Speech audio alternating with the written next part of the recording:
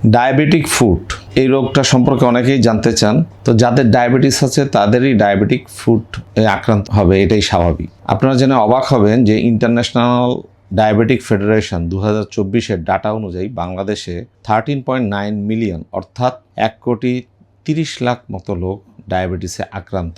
এর থেকে সংখ্যাটা অ্যাকচুয়ালি আরও বেশি, এবং এই সংখ্যা পৃথিবীতে সর্বোচ্চ ডায়াবেটিক পেশেন্ট হিসেবে ধরা হয়। তো ডায়াবেটিস যাদের আছে তাদের যেটা হয় কয়েকটা জিনিস, যেমন হচ্ছে নিউরোপ্যাথি হয়, রেটিনোপ্যাথি হয়, নেফ্রোপ্যাথি হয়, অনেক কিছু। যেটা যাদের ডায়াবেটিক ফুড থাকে তারা হচ্ছে নিউরোপ্যাথি, তাদের নার্ভগুলা নিস্তেজ হয়ে যায়।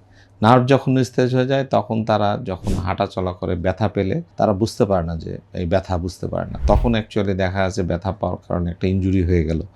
ইনজুরি যখন হয়, যখন স্কিনের ইনভেড করে, কারণ স্কিন হচ্ছে আমাদের সর্ববৃহৎ অর্গান শরীরের, এবং এটা একটা প্রোটেক্টিভ মেকানিজম কাজ করে।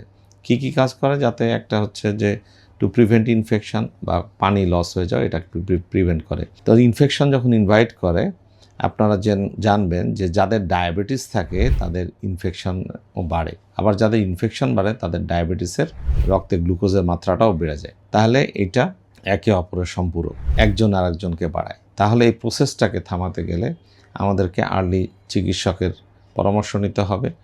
একই সাথে ডায়াবেটিস কন্ট্রোল এবং এই ইনফেকশন কন্ট্রোলটা করতে হবে।